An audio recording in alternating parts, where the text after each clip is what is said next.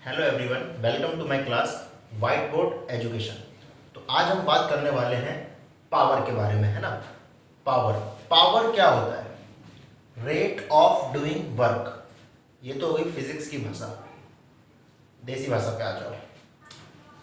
मैंने ऑलरेडी उस दिन मतलब बताया था आपको अपने पिछले वीडियो में, करंट वाले वीडियो में। जिसने नहीं देखा है वो जाके देख सकता है। रेट का मतलब क्या होता है? रेट मतलब जब हम किसी भी फिजिकल क्वांटिटी को टाइम के साथ कंपैरिजन करते हैं उसको हम बोलते हैं क्या? रेट। क्लियर हुआ? अब यहां पे किसके बारे में बात चल रही है? Rate of doing work. ये वाला जो वर्क है ना, कितना काम कितने टाइम में किया जा रहा है, काम कितने टाइम में किया जा रहा है, वो क्या बन जाता है? हमारा पावर। वो क्या बन जाता है? हमारा पावर। क्लियर हुआ? दोबारा से देख लो, रेट ऑफ डूइंग वर्क, कोई भी काम कितने टाइम में किया जा रहा है। जब हम वर्क को टाइम के साथ कंपैरिजन कर जाते हैं तो उसको क्या बोलते हैं हम? पावर। फॉर्मूला हो गया हमारा पावर इक्वल टू वर्क बोले तो टाइम। क्लियर हुआ? तो power equal to work done upon time. चलो थोड़ा देसी भाषा में आ जाते हैं हमने, है ना। तो अब इसको थोड़ा सा हम समझते हैं। इसको किस तरीके से हम इसको समझ सकते हैं? चलो, सपोज एक बाइक है। एक बाइक में सपोज ये एक पॉइंट है, ये एक पॉइंट है, इन दोनों के बीच का डिस्टेंस है 2 किलोमीटर। एक बाइक क्या करती है? 3 लोग अपने ऊपर बिठाती है। 3 लोग बिठाने के बाद इस पॉइंट पे उसको उतार देती है। कितने टाइम में उतार देती है? सपोज हम बात करें 5 मिनट लगता है उसको उतारने में। 3 लोग उसने बिठाए, 5 मिनट में उतार दिए। अब हम एक कार लेके आते हैं, कार, रेसिंग कार, है ना। एक रेसिंग कार ली। उस रेसिंग कार में 3 लोग बिठाए। वैसे तो कार में 3 लोग से ज्यादा आ जाते हैं, 3 ही लोग बिठाए। उस रेसिंग कार ने क्या किया? ये नॉर्मल बाइक थी, ये रेसिंग कार है। इस रेसिंग कार ने इन्हीं 3 लोगों को इस पॉइंट पे उतार दिया, लेकिन सिर्फ कितने मिनट में? 3 मिनट में। क्लियर है? काम उतना ही हो रहा है। ये बाइक क्या काम कर रही है? ये बाइक भी 3 लोगों को उसी पॉइंट से दूसरे पॉइंट तक ले जाने का काम कर रही है। वहीं ये जो कार है हमारी, ये जो कार है हमारी कार, ये कार भी क्या कर रही है? ये वाली जो कार है, ये कार भी 3 लोगों को बिठा रही है उसी सेम पॉइंट से, जिस पॉइंट से बाइक ने स्टार्ट किया था, उसी पॉइंट से एंडिंग पॉइंट तक, जो बाइक का एंडिंग पॉइंट था, उसी एंडिंग पॉइंट तक 3 लोगों को उतार दे रही है। बट यहाँ पे डिफरेंस है, ये टाइम ले रहा है 5 मिनट बाइक, कार टाइम ले रही है 3 मिनट। तो किसकी पावर ज्यादा हुई? आंसर है कार की पावर ज्यादा हुई, क्योंकि कार टाइम भी तो कम ले रहा है। सिंपल सी चीज है यार, थोड़ा है ना, थोड़ा कॉमन सेंस हम लगाते हैं। डिवाइड किसी भी, याद रखना, किसी भी सेम नंबर में, चलो सपोज 100 जूल वर्क है, ठीक है। 100 को 5 से डायरेक्ट डिवाइड कर रहे हैं, सेकंड वैकंड में चेंज नहीं कर रहे, डायरेक्ट 5 से डिवाइड कर रहे हैं। कितना आंसर आया? 20। 100 को डिवाइड करो 3 से, कितना आंसर आएगा? 3 3 जा 9, 33 समथिंग हो जाएगा। कहाँ वैल्यू ज्यादा आई? पावर कहाँ पे ज्यादा आई? इस वाले केस में ज्यादा आई, 3 मिनट वाले में। कहाँ पावर कम आई? 5 मिनट वाले में पावर कम आई। तो क्लियर हुआ? जब भी आप किसी काम को टाइम के साथ कंपैरिजन करते हो तो वो क्या बन जाता है? पावर। क्लियर है? मैं सपोज कोई काम 2 घंटे में कंप्लीट कर रहा हूँ। वही मेरे से कोई तगड़ा बंदा है, हेल्दी बंदा है ना, वो क्या कर रहा है? उसी काम को 15 मिनट में कंप्लीट कर दे रहा है। तो पावर किस में ज्यादा हुई? जाहिर सी बात है ना, पावर उस बंदे में ज्यादा हुई, क्योंकि वो सेम काम उतने कम टाइम में कंप्लीट कर दे रहा है। मैं उसी सेम काम को ज्यादा टाइम ले रहा हूँ कंप्लीट करने के लिए। तो क्लियर है? तो पावर क्या होता है? Rate of doing work. और हाँ, इस रेट का, जैसा कि मैंने बोला, इस रेट का काफी इंपॉर्टेंस है। यार ध्यान से देख लो, टाइम चेंज होने से पावर कम ज्यादा हो गई। सेम हमने उस दिन फॉर्मूला पढ़ा था, I equal to Q upon T, rate of flow of charge, है ना। जो चार्जेस का जो फ्लो है उसको जब टाइम के साथ कंपैरिजन करते हैं वो क्या बन जाता है? हमारा करंट। बताया था ना, flow of charge, rate of flow of charge. यहाँ पे देखो टाइम का अपने आप में बहुत बड़ा इम्पोर्टेंस है। सपोज मैं क्या कर रहा हूँ, मैं आपके अंदर 300 कूलम का चार्ज 300 सेकंड, 300 कूलम का चार्ज आपकी बॉडी में 300 सेकंड में फ्लो करवा पाता हूँ। अब देखो आपकी बॉडी में 300 कूलम का चार्ज 300 सेकंड के अंदर फ्लो हो रहा है। कितना आंसर आया? 1 एम्पियर। यानी आपके बॉडी में 1 एम्पियर करंट फ्लो हो रहा है। 1 एम्पियर करंट मीन्स आपको फील भी नहीं होगा ये करंट। आप जो चार्जर यूज करते हो ना मोबाइल चार्ज करने के लिए, इवन वो मोबाइल भी 2 एम्पियर पे, आजकल चार्जर आ गए आपके 2 एम्पियर पे, फास्ट चार्जर जो आ गए 2 एम्पियर पे काम करते हैं, उससे भी कम है ये, तो आपको ये फील ही नहीं होगा। वहीं मैं सेम 300 कूलम का चार्ज 2 सेकंड के लिए आपकी बॉडी में फ्लो करवा दूं, आपकी बॉडी के अंदर 150 एम्पियर का करंट फ्लो होगा। मतलब अगर आपको डांस नहीं भी आता होगा, इस केस में आप डांस गारंटेड और बहुत अच्छा डांस करने वाले हो। समझ में आया ना? क्लियर हुआ? क्लियर हुआ आपको कॉन्सेप्ट? तो रेट अपने आप में बहुत है ना, ये बहुत इंपॉर्टेंट वर्ड है। तो हम बेसिकली हम पढ़ के रहे थे पावर। तो पावर क्या हुआ? Rate of doing work. Rate of doing work, किसी काम को कितने टाइम में किया जा रहा है, वो बन जाती है क्या? हमारा पावर। चलो अब इसको हम इलेक्ट्रिसिटी में कैसे पढ़ रहे हैं ना, इलेक्ट्रिसिटी में कैसे पढ़ रहे हैं वो देख लेते हैं। ऐसा यूनिट ऑफ पावर इज, ऐसा unit of power is what. याद रखना ऐसा यूनिट जो है वो पावर की क्या है? वॉट। या अगर हम इसकी वैसे निकालें तो W की क्या होती है? जूल। टाइम की होती है सेकंड, जूल पर सेकंड। दोनों यूज कर सकते हैं। ये जब आपको साइंटिस्ट का नाम यूज करना है ना, आप किसी को ऑनर में जब हम लिखते हैं तो वॉट, और ऐसे लिखना है तो ऐसे भी लिख सकते हैं, जूल पर सेकंड। इवन इसमें भी साइंटिस्ट का नाम आ रहा। क्लियर हुआ? तो पावर की ऐसा यूनिट जूल पर सेकंड या वॉट होती है। अब देखो ये किस पावर की बात चल रही है। अच्छा बल्ब देखा? बल्ब आपके घरों में बल्ब होता है, जाहिर सी बात है देखा होगा, है ना, आपके घर में होगा। तो आपने देखा होगा जब आप वो बल्ब लेके आते हो तो आप दुकानदार से बोलते हो मुझे 100 वॉट का बल्ब देना, मुझे 200 वॉट का बल्ब देना, पता नहीं आता है कि नहीं आता, मुझे 0 वॉट का बल्ब देना, है ना। आपको अपने अगर टॉयलेट्स वगैरह में लगाना तो आप बोलते हो 0 वॉट का बल्ब लेके आओ, है ना। तो आपके दिमाग में क्या है, इस वॉट को लेके आपके दिमाग में क्या है कि 100 वॉट का बल्ब है तो वो 100 वॉट की एनर्जी फेंकेगा, मतलब 100 वॉट की लाइट फेंकेगा। 0 वॉट का बल्ब है तो वो 0 वॉट की लाइट फेंकेगा नहीं, उस पर रेटिंग लिखी होती है ना, उसको रेटिंग बोलते हैं। लिखा रहता है पावर 100 वॉट, है ना। वोल्टेज लिखा रहता है शायद 220 से 240 वोल्टेज।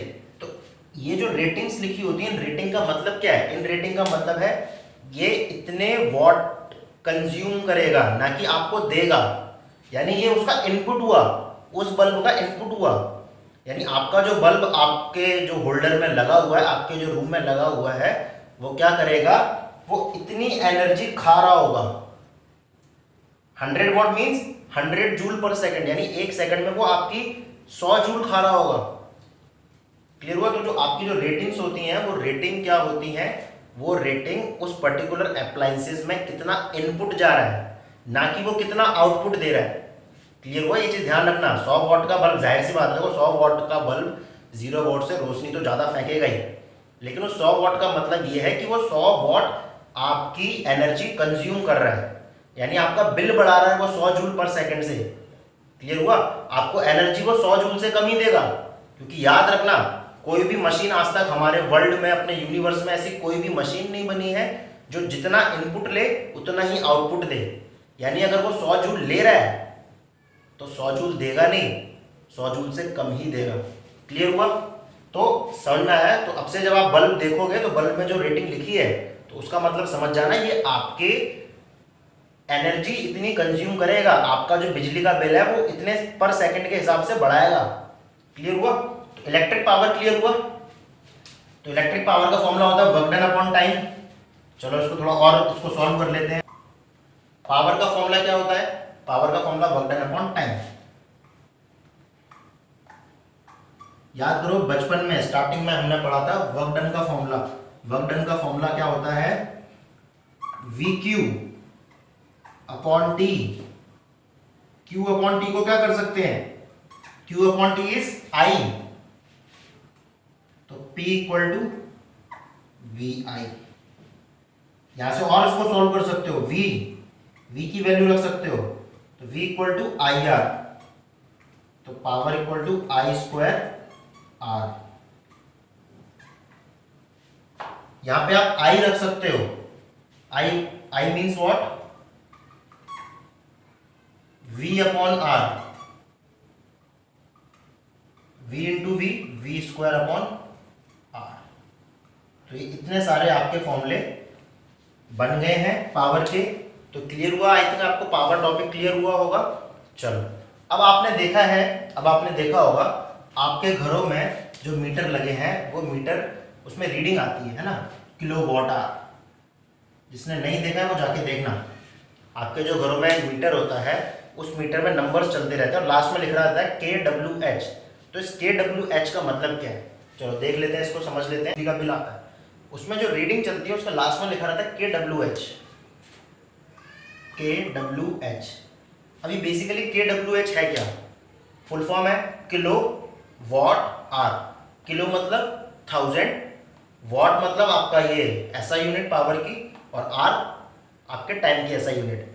तो आपकी जो रीडिंग चलती है वो इस तरीके से चलती है किलोवाट आवर में, यानी जैसे आप 1 किलोवाट आवर यूनिट कंज्यूम कर लोगे, आपका बिजली का बिल 1 से, आपका जो बिजली का मीटर है वो 1 से 2, आपने और कंज्यूम किया 2 से 3, 3 से 4, 4 से 5, 6, और यही पूरे महीने इस तरीके से आपका जो बिजली का बिल है उसमें रीडिंग बढ़ती रहती है और उसी के थ्रू आपका बिल आता है। देखो किस तरीके से, किलोवाट आवर, बेसिकली ये किलोवाट आवर कितनी एनर्जी है, पहले इसको सॉल्व कर लेते हैं। देखो किस तरीके से, किलो मीन्स 1000, क्लियर है, वॉट 1000 वॉट, आर को चेंज करो सेकंड में 3600 सेकंड, वॉट को हम और भी क्या बोलते हैं, जूल पर सेकंड, 1000 जूल पर सेकंड इंटू 3600 सेकंड, सेकंड से सेकंड गया, कितना आया 3.6 इंटू 10 की पावर 6 जूल। यानी अगर आप इतनी एनर्जी यूज करते हो, ठीक है, पूरे दिन में करोगे तो पूरे दिन की सिर्फ 1 यूनिट बढ़ेगी। अगर आप सेकंड की कर रहे हो तो हर सेकंड इतनी यूनिट बढ़ेगी, 1 यूनिट बढ़ेगी। अगर आप घंटे की कर रहे हो इतना यूज, तो आपकी हर घंटे इतनी यूनिट बढ़ जाएगी। तो क्लियर हुआ। तो ये होता है आपका किलोवाट आवर, जिसको आप बोलते हो commercial unit of energy, commercial unit of energy. अब इस कमर्शियल वर्ड का मतलब समझ लो। देखो आपने सुना होगा, है ना, आपने सुना होगा कि हमारे जो कुछ आपके जो बॉलीवुड आपके जो स्टार्स हैं, है ना, शाहरुख खान, सलमान खान, बोलते हैं ये कमर्शियल मूवी ज़्यादा करते हैं। कमर्शियल मीन्स पैसे कमाने वाली मूवी, इनको सिर्फ पैसा कमाने से मतलब है ना, पैसे कमाने वाली मूवी करते हैं, है ना, हुडुड दबंग कर दिया, है ना, हाथ ऐसे करके फैला दिए तो शाहरुख खान बन गया, पैसे आ गए 350-400 करोड़। तो उनको क्या बोलते हैं हम, कमर्शियल मूवी। वहीं अगर हम बात करें बॉलीवुड में, तो कुछ कंटेंट वाली मूवी होती है ना, जो हमारे कुछ अच्छे एक्टर्स और स्टार्स करते हैं, है ना, वो क्या करते हैं, वो कंटेंट देते हैं आपको, है ना, कंटेंट देते हैं। आप उस मूवी से आप कुछ कंटेंट गेन करो, वो सिर्फ पैसे कमाने के पर्पज से नहीं बनती है ना, तो उनको कमर्शियल मूवी में काउंट नहीं किया जाता, क्योंकि वो इतना ज़्यादा पैसा नहीं कमा पाती। तो कमर्शियल मीन्स, हम कमर्शियल वर्ड तब यूज करते हैं जब पैसों का लेन देन कहीं होता है। तो commercial unit of energy means जब आप किसी एनर्जी को यूज करने के लिए पैसों का लेन देन करो। अब क्वेश्चन है सर हर एक एनर्जी के लिए, तो हर एक एनर्जी के लिए नहीं है ना, ऐसा नहीं होगा। Kinetic energy sir, kinetic energy means क्या होता है, किसी भी चीज में वेलोसिटी होना, है ना, स्पीड आ जाना, मोशन आ जाना, उसमें काइनेटिक एनर्जी आ जाती है। आपने पत्थर फेंक दिया, सरकार ने बोला चलो भैया आपने पत्थर फेंका, लाओ 10 रुपए, ऐसा नहीं, हर एक एनर्जी पे नहीं है ना। किसी एनर्जी पे सरकार आपसे क्या करती है, आपसे कुछ पैसा लेती है और आपको वो एनर्जी प्रोवाइड करती है, तो उसको बोलते हैं कमर्शियल यूनिट ऑफ एनर्जी। तो ऐसी एनर्जी हम कहाँ देख सकते हैं, ऐसी एनर्जी हम अपने घर में देख सकते हैं in the form of electrical energy. तो उस इलेक्ट्रिकल एनर्जी का हम क्या करते हैं, सरकार को पैसा देते हैं, सरकार हमें वो एनर्जी सप्लाई करती है। क्लियर हुआ।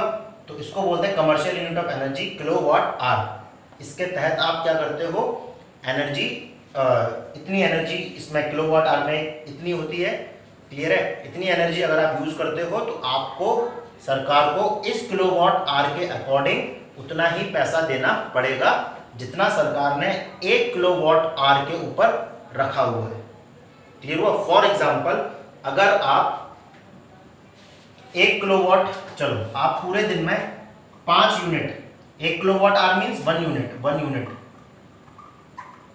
अगर आप पूरे दिन में 5 यूनिट करते हो, आपका बिल आता महीने के एंड में, 30 दिन का महीना, कितने हो गए 150 यूनिट। अगर सपोज सरकार ने 1 यूनिट का 10 रुपये रखा हुआ है तो 150 यूनिट के कितने हो गए 1500 रुपये। तो इस तरीके से आप सरकार को क्या करते हो, पे करते हो आपका जो है बिजली का बिल, क्लियर हुआ। आई थिंक ये आपको टॉपिक पूरा क्लियर हुआ। तो ये था हमारा इलेक्ट्रिसिटी चैप्टर, ये हमने इसका थ्योरेटिकल पार्ट हमने पूरा कर लिया है। अब इसके न्यूमेरिकल्स करना बाकी रह गए हैं, वो न्यूमेरिकल्स भी हम करेंगे। उसमें से हम कुछ बोर्ड्स के क्वेश्चंस भी करेंगे, कुछ इजी भी करेंगे, कुछ मीडियम लेवल के भी करेंगे, कुछ टफ लेवल के भी करेंगे, ताकि आपका ये इलेक्ट्रिसिटी चैप्टर जो है वो अच्छे से प्रिपेयर हो जाए बोर्ड के लिए, ठीक है। तो आई थिंक आपको ये आज का टॉपिक पूरा अच्छे से समझ में आया होगा, ठीक है। अब मिलते हैं अपने नेक्स्ट वीडियो में नेक्स्ट टॉपिक के साथ, न्यूमेरिकल्स के साथ, क्लियर है। और अपने इस चैप्टर को कंप्लीट करते हैं अच्छे से। और तब तक के लिए आप पढ़ते रहिए, इन फॉर्मूले पे बेस्ड अपने न्यूमेरिकल्स करते रहिए, है ना। खाली नहीं बैठना है, एंजॉय भी करिए, खाना भी खाइए अच्छा अच्छा, ठीक है। लॉकडाउन को पूरा एंजॉय भी करिए, लेकिन घर में रह के, है ना। और साथ ही साथ पढ़ते भी रहिए ना, पढ़ाई नहीं छूटनी चाहिए ना, काम करते रहना है हमें, काम करते रहो, काम करना मत छोड़ देना। चलो तो आगे बढ़ते हैं और विदा लेते हैं, अलविदा कहते हैं, बाय बाय, टेक केयर। और चैनल को, हाँ चैनल को लाइक, सब्सक्राइब और बेल आइकन जरूर दबा देना अगर नहीं दबाया हो, है ना। और bye bye, tata, see you.